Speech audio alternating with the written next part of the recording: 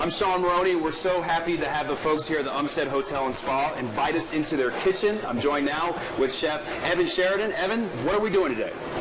Well, Sean, you and me are going to make a caramel apple crumb cake, something that I think people are really going to enjoy, maybe for their Thanksgiving or other holiday specialties. We're going to start by making the crumb for the cake. Are you ready to go? I'm absolutely ready to go. Fantastic. Now, I know you're going to be barking orders at me, trying to make sure I do everything correctly, so it might not come out the way you want, but hopefully we can do something. No, it's going to be perfect, I guarantee it. All right. Okay, so to make our crumb cake, the first thing we're going to make is the crumb that goes on top of the cake. It's what provides that extra texture to your, what would normally just be a sort of bland, everyday coffee cake. So what we've got in here is all-purpose flour, brown sugar, salt, and a little bit of vanilla. What's the secret to make a good crumb for a crumb cake? Not to overmix it. A lot of times what people will do is they'll overmix their crumb and it won't be sort of light and airy like on the top. It'll be a little bit more dense and thick, and you really don't want that. You want something that has a little bit of give to it, and it's not so crumbly and crusty. One of the pieces of equipment that I can't do without during the holidays is one of these things here at KitchenAid. You can do everything by hand, but you don't want to. So we're going to go ahead. It would take a while. Yeah, it would take a very long time. So we're going to go ahead back here, and we've already got some melted butter prepared. Okay. So you go ahead and grab onto that there. Of course, our handy-dandy makeshift oven mitts here in the kitchen. All right. We're going to take that over here, and you're just going to slowly add that to your mixture. All right. There you go. Yeah, you may get a little dribble on the side there, but no harm, no foul. About how much butter was that? It's about a quarter pound, if I remember right. Okay. All right. You can see, sort of, it's a little bit of a dough in and of itself, but really the amount of sugar that's in here and flour and butter is going to keep it really tender and moist as well. All right. So, great. We'll go ahead and refrigerate this. And this one we're actually going to turn on a little bit higher. Okay. So you're just kind of fluff the eggs up a little bit. All right. Something that a lot of people will do is turn their cake batters on high and add a lot of air to the batter. We're actually trying not to add too much air. Too much air actually gives sort of a false hope in your batter. So all that air, once you go to put it in the oven, is going to bake out and your cake's going to collapse. Oh, okay. So what we rely on is the power of the baking soda or the baking powder to really leaven the cake and let the lightness from the batter kind of come from a little bit of aeration. So the aeration too much would be a rookie mistake? Yes. Okay.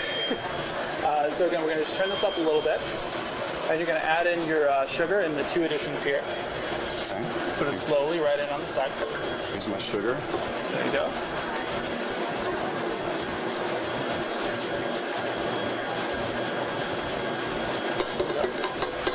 You can add your other sugar in.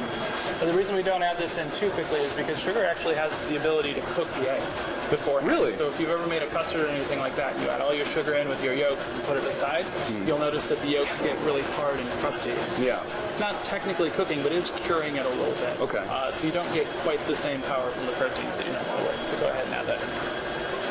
Oh, here we go.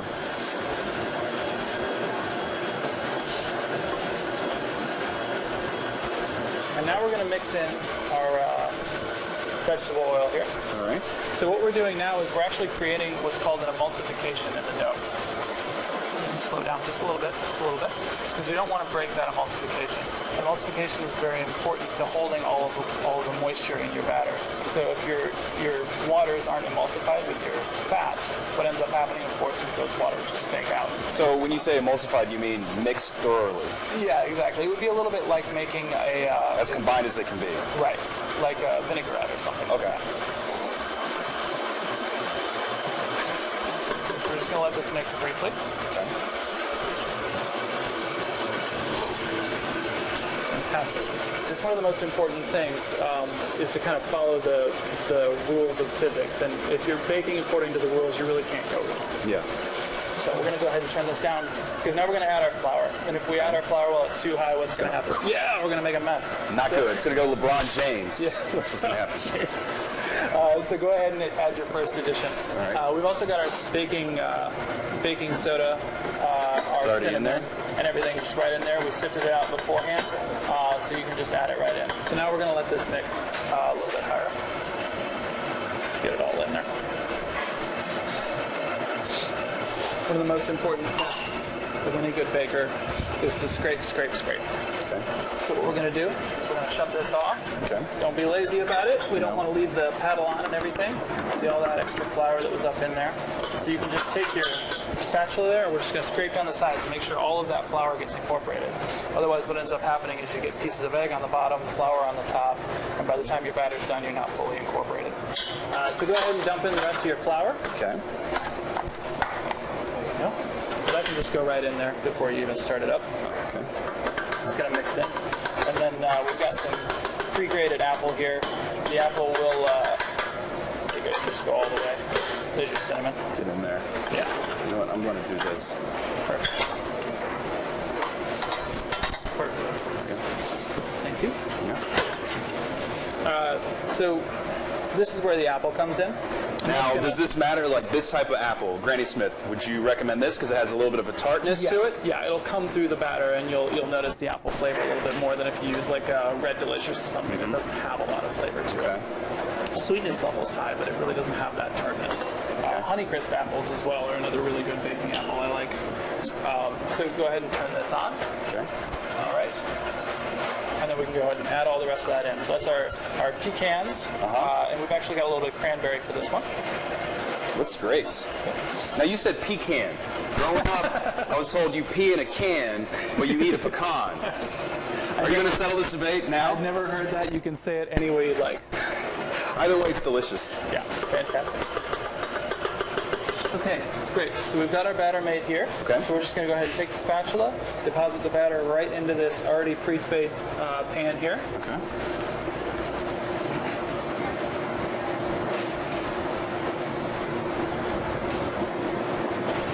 And this would be a dessert. This would be breakfast. You know, if it were me, I would serve it for brunch the next morning. I mean, everybody has family that comes over. Yeah, that they sounds stay really over, whether you like it or not, right?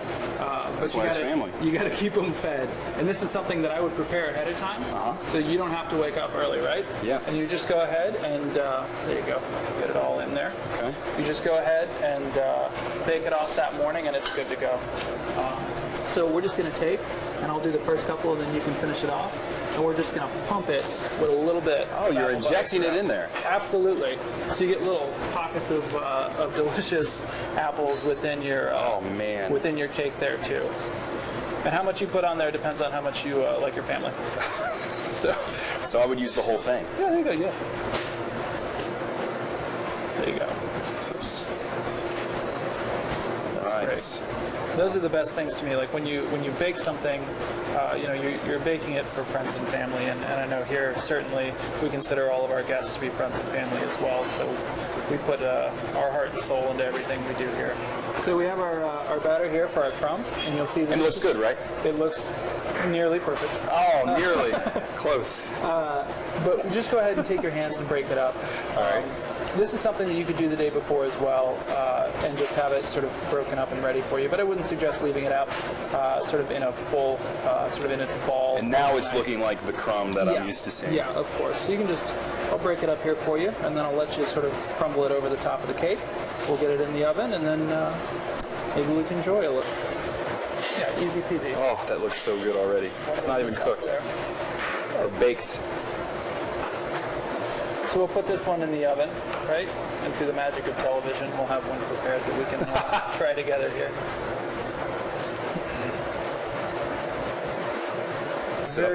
Very easy addition. You know, I prefer to use a little bit of powdered sugar at the end. After it's baked? After it's baked, okay. Yes, exactly. So we'll go ahead and put this in the oven back here. So how long are you baking it for, and on what temperature? In the home oven, you'll want it on 350. Okay. You're going to go ahead and bake it anywhere from probably 20 to 35 minutes. This is something that they would bring out to your table. They'd cut up for you. You'd enjoy before your meal. So please, absolutely enjoy that, and happy holidays. Well, thank you, Evan. This is the real reason why I came out here today. The free food.